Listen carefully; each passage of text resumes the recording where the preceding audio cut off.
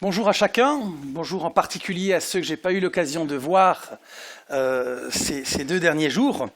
Je suis heureux d'être là parmi vous ce matin pour ce qui est maintenant la dernière conférence de cette série sur les 5 solas de la Réforme. Ces 5 solas que je vous avais proposé de regarder, d'étudier à partir de la formulation suivante. C'est par sa seule grâce que Dieu nous a sauvés, par le moyen de la foi seule, en Christ seul, ce Christ qui nous est révélé par l'Écriture seule, et cela pour la seule gloire de Dieu. Vendredi soir, nous avons vu que, oui, c'est par la seule grâce de Dieu que nous sommes sauvés. C'est en effet une faveur imméritée de notre Dieu, ce Dieu qui porte un regard bienveillant sur nous, bien que nous soyons profondément marqués par le péché. Dieu manifeste sa grâce, ça a été dit à l'instant par Olivier, Dieu manifeste sa grâce en envoyant son Fils, Jésus, Dieu fait homme, et en travaillant dans le cœur des hommes pour susciter la foi, cette foi qui accueille et qui répond à la grâce offerte, cette foi qui nous unit à Christ et nous met au bénéfice de son œuvre de salut. Hier soir, nous avons considéré un peu plus longuement le fait que cette grâce nous est communiquée, nous est révélée par l'Écriture, par la Bible, qui est l'autorité ultime en matière de foi. La Bible n'est pas un simple rassemblement d'informations sur Dieu, mais c'est bien la communication du Dieu personnel qui s'adresse à l'homme pour le conduire avec l'aide de l'Esprit Saint à Jésus-Christ. Jésus-Christ, la parole de Dieu faite chair. Et nous avons vu combien, justement, l'Écriture était indissociable du Christ, indissociable de la parole du Christ, mais aussi combien elle était indissociable de l'Église. L'Église que Dieu a choisie pour être le lieu où cette parole est proclamée et mise en œuvre. Ce matin, pour notre dernier moment sur ce sujet, j'aimerais considérer avec vous la dernière partie de la formule, la dernière partie qui, en quelque sorte, rassemble les 5 solas, en soulignant que cette bonté et cette grâce que Dieu nous fait en se faisant connaître à nous, eh bien, elle a un objectif tout à fait grandiose qui dépasse totalement nos petites existences, tout le temps les englobant, tout en les intégrant. C'est la seule gloire de Dieu, soli Deo Gloria, pour la seule gloire de Dieu. Et ce sera le sujet de notre étude ce matin. Mais avant d'en arriver là, je souhaiterais d'abord récapituler un peu notre parcours d'une autre manière pour insister, parce que je crois que c'est important, sur le fait que les 5 solas qui sont affichés là doivent absolument fonctionner ensemble. Aucun des 5 ne peut être compris sans avoir à l'esprit les 4 autres, sous peine de déformer l'évangile de Jésus-Christ. Et le risque de déformer l'évangile est toujours présent à toutes les périodes. Déjà au XVIe siècle, aux marges de la Réforme, il y a eu des mouvements plus marginaux qui se sont éteints ou ont disparu d'une manière ou d'une autre au bout de quelques années.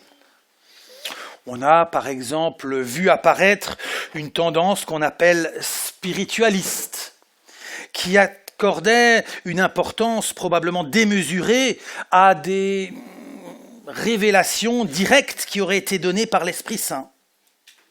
Il y a aussi eu des mouvements plus politiques qui ont vu le message de liberté de l'Évangile comme un message qui visait aussi à réformer la société, une société où les paysans en particulier étaient souvent opprimés ou défavorisés. Et ces mouvements ont conduit à des révoltes parfois violentes, en général réprimées dans le sang.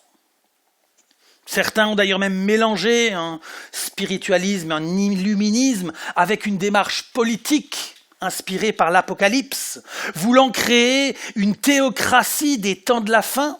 Ça a eu lieu en Allemagne, à Münster, une expérience qui a connu de nombreuses dérives morales et qui a abouti en réalité à ce que la ville soit écrasée et à ce que les responsables de la révolte soient massacrés.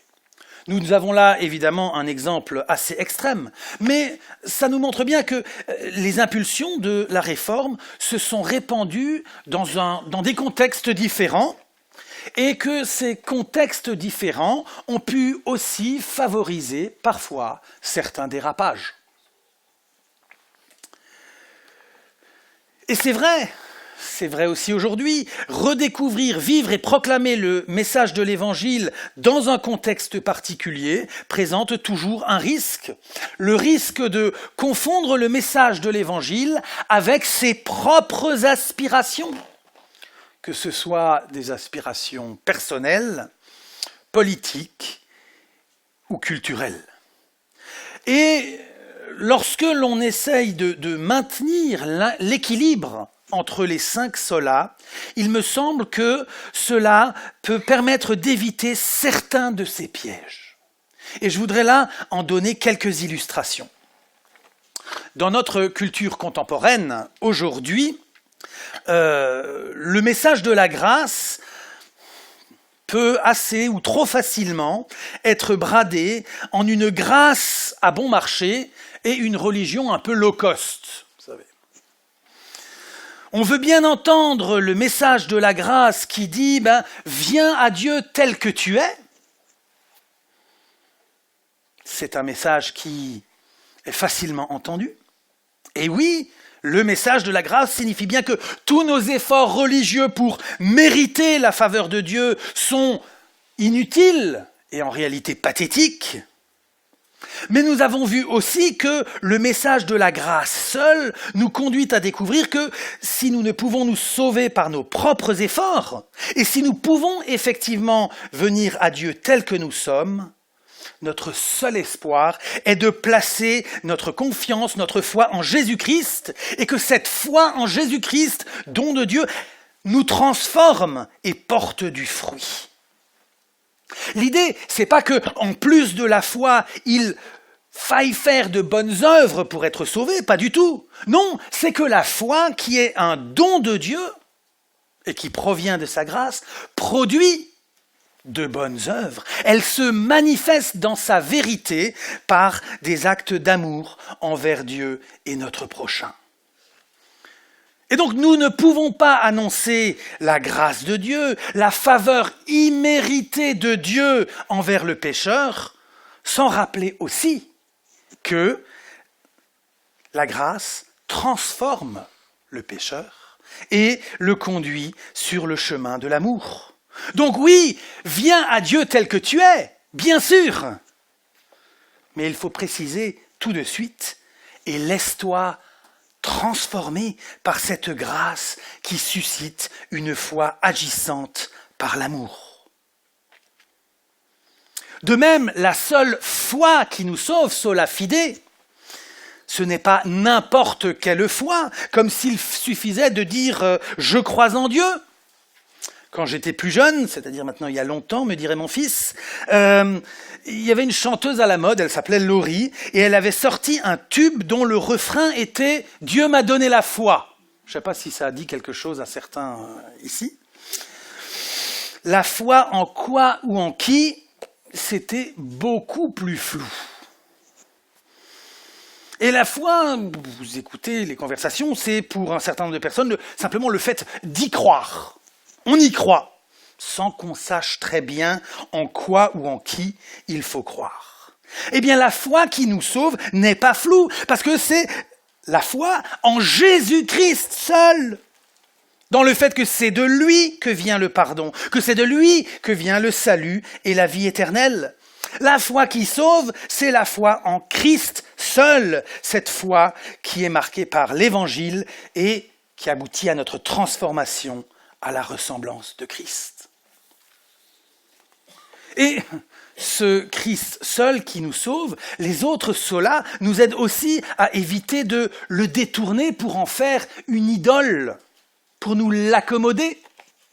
C'est aussi assez tendance de souligner l'amour de Jésus qui accueille tout le monde. Et on a raison, 1000 fois raison. C'est tout à fait fondamental de rappeler que Jésus n'est pas venu intégrer le microcosme des autorités religieuses, il n'est pas venu se glisser dans l'aristocratie juive, il est venu communiquer l'amour du Père à ceux qui paraissaient très très très loin de la foi. Jésus est bien quelqu'un qui n'hésitait pas à manger avec des gens à la réputation sulfureuse pour leur parler de l'amour du Père. Mais le principe du sola scriptura, nous avons vu qu'il impliquait le tota scriptura, c'est l'écriture seule, mais toute l'écriture entière, eh bien ce principe nous rappelle que l'enseignement de Jésus, rempli d'amour et de compassion, plein d'un accueil inconditionnel de tous les pécheurs, est en même temps un message extrêmement exigeant. Jésus invite en même temps à la simplicité de la foi, à un amour authentique et à un engagement total. Il le dit lui-même dans l'évangile de Luc, par exemple au chapitre 14. « Si quelqu'un vient à moi et n'est pas prêt à renoncer à son père, sa mère, sa femme, ses enfants, ses frères, ses sœurs et même à sa propre vie, il ne peut être mon disciple. Celui qui ne porte pas sa croix et qui ne me suit pas ne peut être mon disciple. »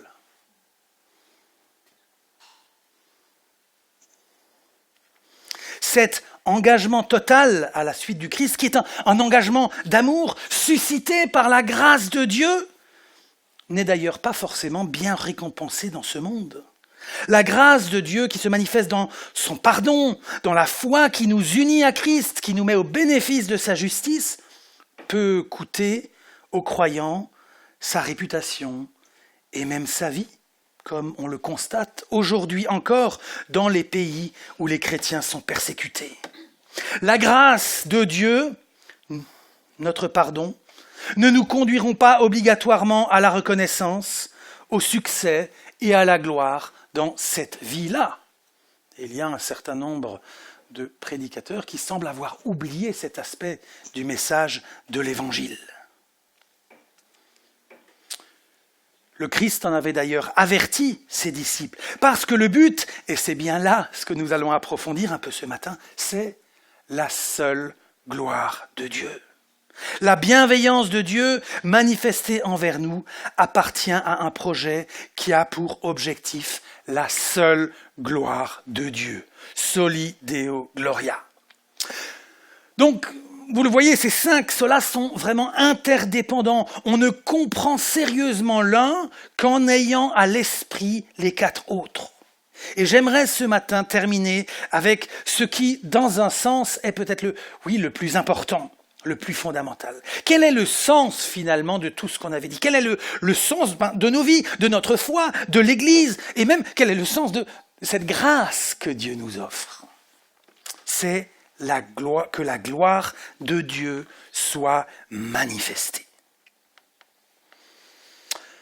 En entrant dans cette relation avec Dieu, lorsque nos péchés sont pardonnés, lorsque nous découvrons notre communion avec lui, nous entrons de plein pied dans un projet de Dieu qui nous dépasse totalement, mais qui nous intègre, qui nous englobe.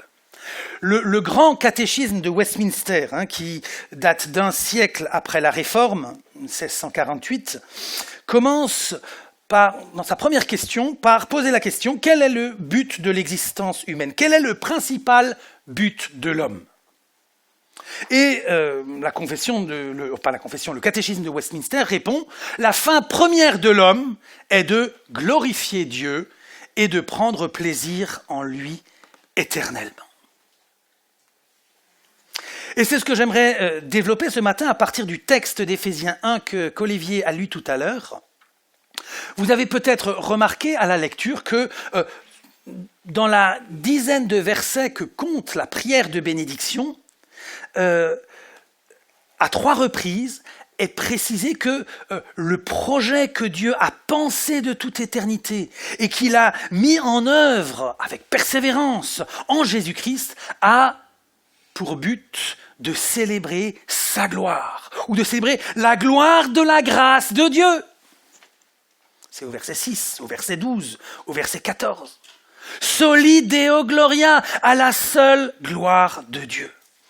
Et effectivement, parmi les points qui ont été mis en avant par les réformateurs, il y a cette pensée que ce que Dieu a prévu, mis en œuvre, imaginé et réalisé dépassait totalement nos petites existences et visait la plus grande gloire de Dieu.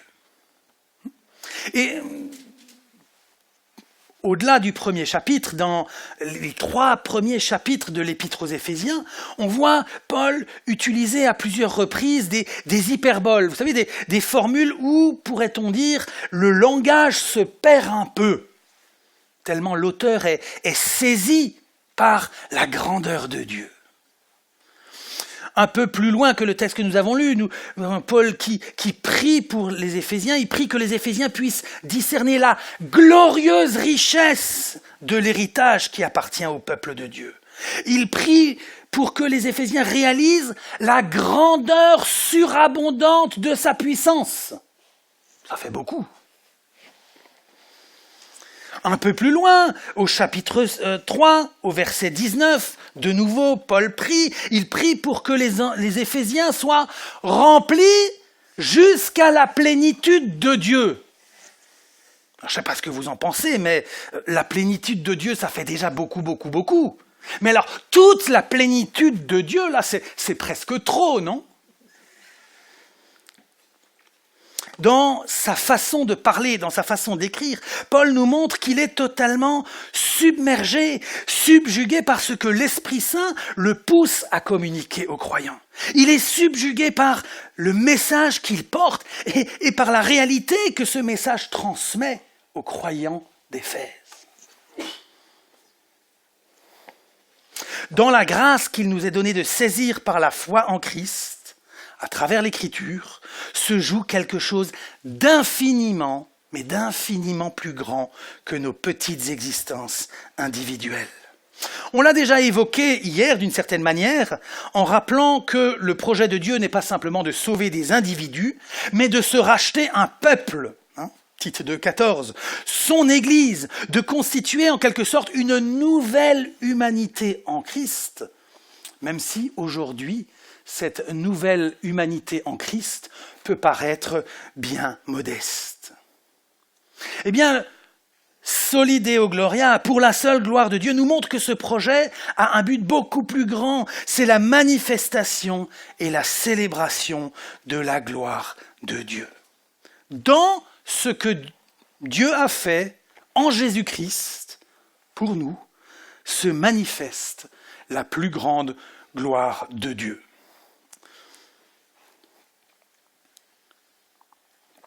Alors, on dirait la célébration de Dieu, de sa gloire, c'est un classique de la liturgie chrétienne. Dans nos chants, dans nos prières, nous évoquons très souvent la gloire de Dieu. Alors il peut parfois être utile de prendre un peu de distance, de tenter de voir cela avec un peu de recul ou avec un œil un tout petit peu neuf. Parce que, imaginez, pour quelqu'un qui ne baigne pas dans une culture chrétienne ou christianisée, l'idée d'un Dieu qui agit avec pour objectif principal sa propre gloire peut paraître, a priori, extrêmement étonnant, voire même suspect. Il trouvera peut-être, sans forcément oser le dire, que ce Dieu, il manque peut-être un peu d'humilité. Ou peut-être pensera-t-il qu'il a affaire à un Dieu un peu narcissique, qui tourne autour de sa propre personne et qui utilise tout ce qui lui tombe sous la main pour se glorifier lui-même. On apprend à nos enfants qu'il faut penser d'abord aux autres. Et, j'allais dire, les grandes icônes morales de ce monde, qui sont encore respectées dans ce monde, sont des personnes qui se sont données pour les autres. On peut prendre des tas d'exemples. L'abbé Pierre, Mère Teresa, des gens qui se sont effacés pour les autres, pas pour qu'on célèbre leur propre gloire, ou sans savoir en tout cas que cela pourrait arriver. Un peu choquant, finalement, a priori. Alors on sent bien évidemment que cette idée d'un Dieu narcissique ne colle pas avec le Dieu qui se fait connaître en Jésus-Christ. Justement, ce Dieu est ce Dieu qui se donne jusqu'à la mort de la croix pour notre salut, acceptant l'humiliation en se faisant homme, acceptant l'humiliation de se faire serviteur des hommes. Et de mourir de la façon la plus honteuse, crucifié comme un malfrat. D'autre part, ce Dieu qui se fait connaître dans l'Écriture, nous en voyons la grandeur, nous voyons sa souveraineté totale sur le monde et sur l'histoire, c'est ce dont il est question justement dans le texte que nous avons lu. Ses qualités personnelles nous montrent qu'il n'a absolument pas besoin de l'homme pour sa propre gloire ou pour augmenter sa gloire. Dieu n'est pas en manque, il a justement tout pleinement en lui-même. On parlait de la plénitude de Dieu. On parle, je fais un peu de jargon théologique, on parle en théologie de l'acéité de Dieu. Acéité de Dieu, cela évoque le fait que Dieu existe par lui-même et n'éprouve aucun manque, aucun besoin. Dieu est plénitude en lui-même, existant dans des relations d'amour au sein de la Trinité entre le Père, le Fils et le Saint-Esprit. Pas besoin d'homme, pas besoin d'être humain là-dedans. Enfin, quand on réalise la différence entre Dieu et l'homme, ou plutôt l'écart, la distance entre ses qualités et les nôtres, on abandonne tout de suite la pensée que Dieu pourrait avoir besoin de notre louange, qu'il aurait besoin que la créature le glorifie. On réalise que c'est plutôt nous. C'est nous qui, en réalisant qui est Dieu, en réalisant ses qualités, en voyant son œuvre, sommes amenés à nous émerveiller devant lui, devant sa bienveillance envers nous. C'est nous qui sommes amenés à célébrer sa gloire pour qui il est. Que nous célébrions la gloire de Dieu, c'est une chose. Elle peut paraître tout à fait naturelle si on médite un tout petit peu sur qui est Dieu, sur ce qu'il a fait. Mais que le dessein éternel de Dieu était que nous soyons unis à Christ pour la gloire de Dieu, peut paraître un peu plus étonnant, un peu plus surprenant. C'est donc que cette gloire de Dieu, sa splendeur, sa lumière, eh bien, présente quelque chose d'assez différent de ce que nous pensons de la gloire, de ce que nous imaginons de la gloire humaine, telle que nous la connaissons au niveau de l'humanité. Et ce premier chapitre de l'Épître aux Éphésiens nous montre que la gloire de Dieu est intimement liée à la personne de Jésus-Christ. Toutes les bénédictions dont nous sommes l'objet, tous les privilèges sont liés à Jésus-Christ. Nous avons été bénis, choisis en lui. En lui, nous avons la rédemption, c'est-à-dire que nous avons été rachetés de nos fautes. En lui, nous avons le pardon des péchés. En lui, nous avons une richesse abondamment octroyée.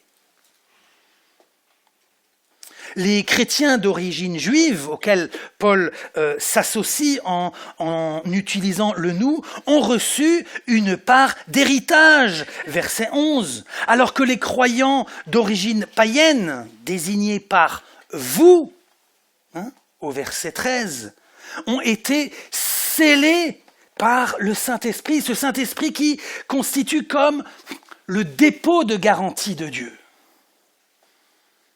Et regardez finalement cette étonnante formulation à la fin du verset 13 et au verset 14, en lui, c'est-à-dire en Christ, vous, donc là il s'adresse plutôt aux chrétiens d'origine païenne, aux croyants d'origine païenne, vous êtes venus à la foi et vous avez été scellés de l'Esprit Saint qui avait été promis, c'est ce dépôt de garantie, et qui constitue les arts de notre héritage, virgule, pour la rédemption, pour le rachat ou la libération de ce qu'il s'est acquis afin de célébrer sa gloire. Le Saint-Esprit, c'est le dépôt de garantie, c'est l'avant-goût de notre héritage. Mais la suite du verset 14 fait plutôt des croyants, de ces chrétiens d'origine païenne, l'héritage de Dieu, son bien propre qu'il s'est acquis pour célébrer sa gloire. Et c'est un thème en réalité assez classique dans l'Écriture, un thème classique de l'Ancien Testament, de voir Israël, le peuple de Dieu, comme en quelque sorte la part de Dieu, la part privilégiée de Dieu dans ce monde, comme son bien propre, son héritage. Vous pourrez regarder, si vous voulez, dans Deutéronome chapitre 7, verset 6 par exemple, ou chapitre 32, verset 9. En Christ, c'est Dieu qui s'est acquis un peuple plus vaste encore, intégrant des païens, nous. Ce peuple qu'il a racheté afin qu'il célèbre sa gloire. Et plus loin, au verset 18, on retrouve le même thème, le même motif de l'héritage. Et quand on lit la formule en détail, en tout cas dans l'original, on ne sait pas très bien s'il s'agit de l'héritage à venir pour nous ou s'il s'agit de nous qui constituons l'héritage de Dieu, sa part. La gloire de Dieu est liée à Jésus-Christ et à la manière toute particulière dont il est relié, dont il est uni à son peuple. Nous sommes associés à la célébration de la gloire de Dieu d'une manière tout à fait particulière, en raison du lien unique qui relie Christ à son peuple et à son Église, qui est décrite un peu plus loin, au verset 23, comme ce corps dont Christ est la tête.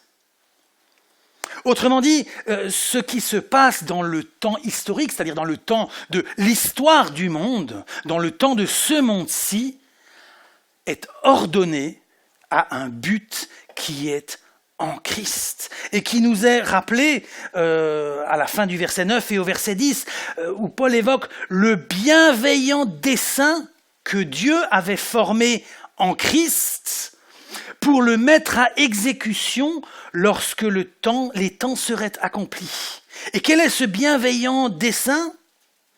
De réunir toutes choses en Christ. D'autres traductions disent réunir toutes choses sous un seul chef, le Christ, ou de tout récapituler en Christ. Les choses qui sont dans les cieux et celles qui sont sur la terre.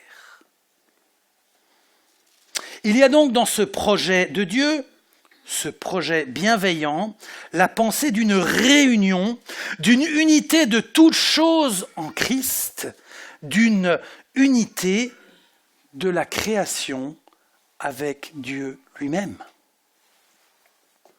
Le Dieu très saint, très haut, le Dieu qui ne donne sa gloire à aucun autre, comme le dit Ésaïe, au chapitre 42, verset 8, eh bien ce Dieu très saint honore sa créature en l'introduisant dans sa gloire par l'union parfaite avec son Fils. Et cette union avec Christ a été pensée de toute éternité.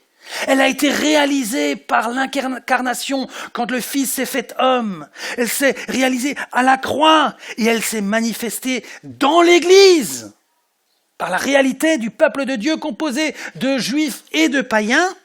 Et elle sera pleinement révélée au jour du retour du Fils de Dieu. Voyez, l'épître aux Éphésiens commence par à mettre devant nous comme une sorte de panorama, un écran géant qui nous déroule ce qui se joue réellement dans notre monde, comme si on était en quelque sorte dans une grande salle de commandement munie d'un écran géant. Tout ce qui se passe dans notre monde a trait à un projet que Dieu a pensé, établi, réalisé et qui vise à s'unir à la création par Jésus-Christ. La célébration de la gloire de Dieu à laquelle nous sommes destinés a trait à cette union entre Dieu et sa création. Ce n'est pas une fusion, la création ne devient pas Dieu, mais à cette union entre Dieu et sa création qui passe par notre salut et par notre union à Christ par la foi. Vous voyez, la gloire de Dieu est donc fortement liée à l'union entre Christ et son peuple. Cette union que cette même épître aux Éphésiens décrit au chapitre 5 par l'image du mariage et de la relation conjugale. Et c'est ce qu'un théologien bien connu aux États-Unis, Jonathan Edwards, a saisi de manière toute particulière. Jonathan Edwards, donc, c'était un pasteur américain du début du XVIIIe. Il a été alors évangéliste, théologien, philosophe à ses œuvres. Vous voyez, un de ces serviteurs de Dieu un peu hors norme, qui a laissé une littérature abondante et qui permet aujourd'hui à tout un tas de docteurs de faire d'immenses thèses avec plein de notes de bas de page. Edwards était extrêmement sensible à la gloire de Dieu, à la joie que nous, les croyants, nous pouvions expérimenter en célébrant notre Dieu. Et voici ce qu'il dit justement sur le projet de Dieu, sur le but que Dieu s'est fixé en créant le monde et en le conduisant dans sa providence. Et il le comprend alors à partir d'un autre texte, à partir d'Apocalypse 19, 7, qui parle des noces de l'agneau, mais où on retrouve quelque chose d'assez proche de ce qui nous est relaté en Éphésiens 1. Il dit la chose suivante, alors la traduction n'est pas officielle, il dit: le but de la création de Dieu était de donner à son Fils Jésus-Christ une épouse qui prenne plaisir en lui et sur qui il puisse déverser son amour. Le but de toute chose dans la providence est de préparer le chemin pour les expressions surabondantes de l'amour de Christ envers son épouse, ainsi que pour son union remplie d'une grande et glorieuse joie en lui, et d'agir de manière à ce que cela arrive. Le but de la création de Dieu était de donner à son Fils Jésus-Christ une épouse qui prenne plaisir en lui et sur qui il puisse déverser son amour. Dieu n'avait besoin de rien. Il n'avait aucune nécessité de créer l'homme. L'homme a péché, nous l'avons vu, nous en avons parlé, et Dieu n'avait aucune obligation, aucune nécessité de le sauver et de le racheter. Mais il l'a fait. Et l'Écriture nous fait découvrir que si Jésus-Christ est effectivement venu pour nous sauver de nos péchés, pour nous racheter de la perdition, le projet de Dieu est encore bien plus vaste et bien plus immense. Il consiste à s'unir à sa création par l'union entre son Fils et l'Église, l'épouse que ce Fils a rachetée. Et voilà comment nous sommes intégrés à un plan qui nous dépasse, où nous, notre petite personne n'est plus au centre, nous, notre péché, ou même encore notre salut. Ce qui vient au centre, c'est la gloire de Dieu dans la réalisation de son plan d'amour, au sein de la vie trinitaire, un plan d'amour dans lequel nous sommes à la fois les bénéficiaires de l'amour, mais dans lequel nous sommes aussi partie prenante de la joie du Père de donner à son Fils une épouse.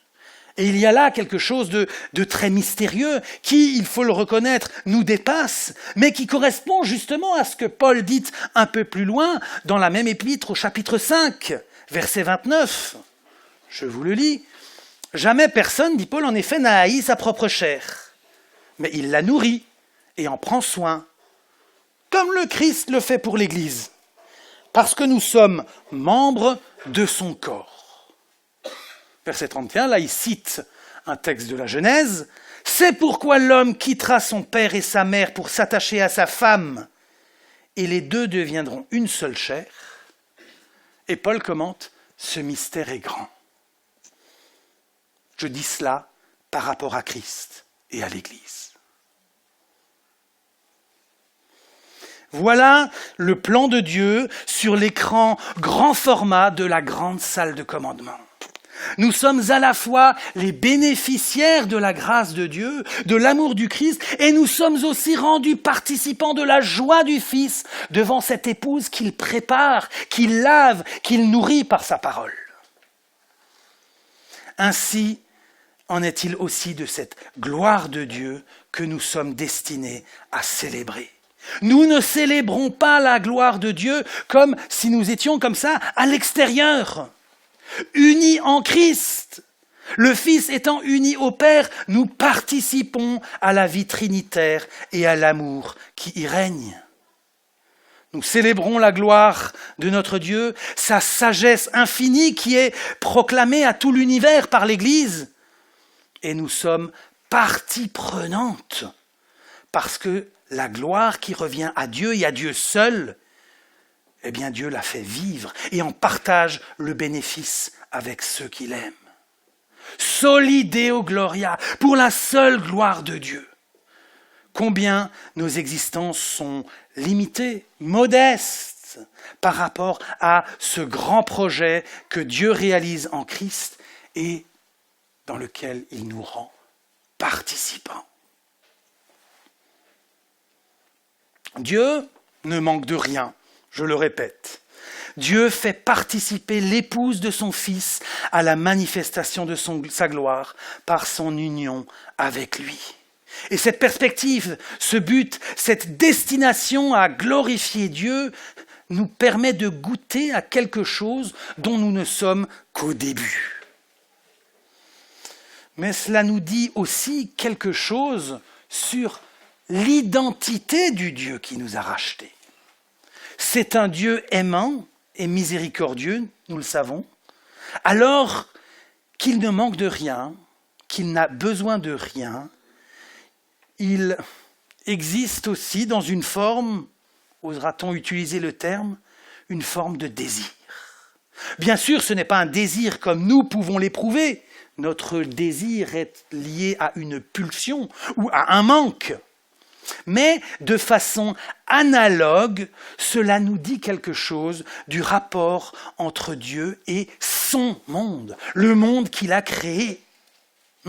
Parler de façon analogue, l'analogie, c'est ce qui fait que nous pouvons utiliser des termes humains pour parler de Dieu, qui évoquent une certaine ressemblance, tout en sachant que la différence, la dissemblance, est encore bien plus grande.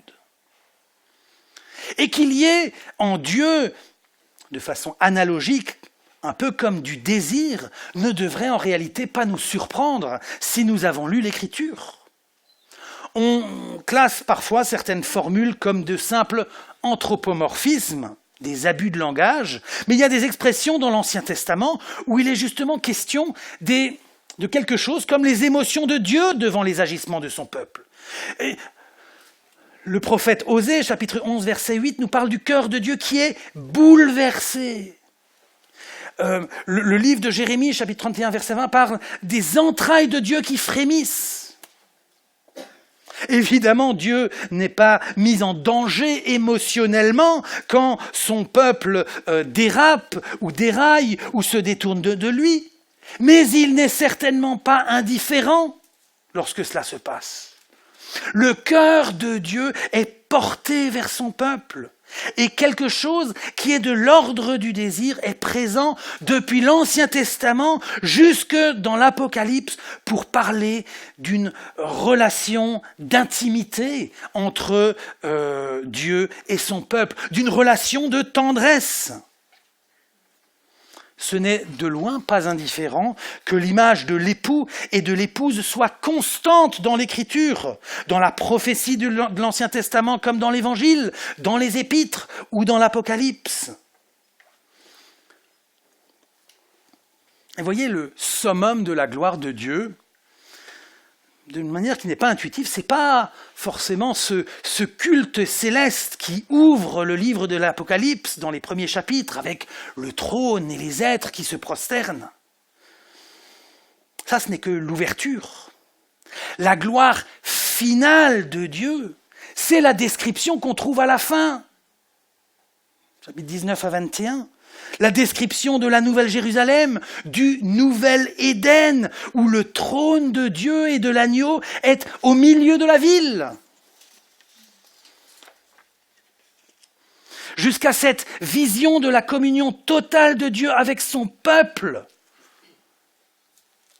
auquel répond le désir même de l'Église, le désir de l'épouse qui dit conjointement avec l'Esprit « Viens Seigneur ». Le désir de Dieu envers son peuple suscite en réponse le désir de son peuple envers Dieu.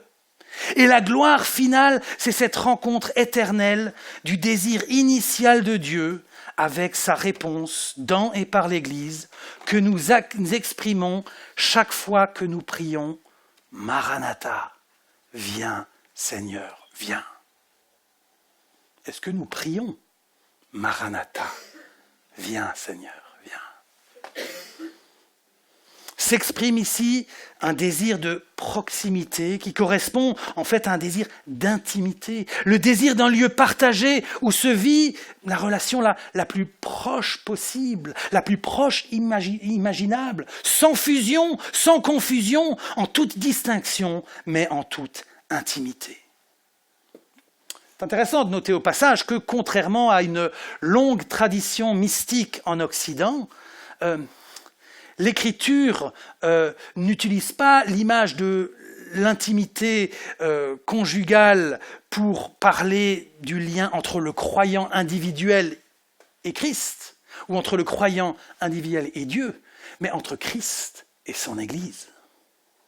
C'est ensemble, en tant que corps, que s'exprime ce désir d'intimité entre l'Église et son époux, son Seigneur, le Christ. Et cela à la seule gloire de Dieu. Oui, nous célébrons Dieu parce que c'est par sa seule grâce que nous sommes sauvés, par la foi seule, dans le Christ seul, qui est révélé dans l'Écriture seule, et cela pour la seule gloire de Dieu, qui a fait de nous un corps, une épouse pour son Fils bien-aimé.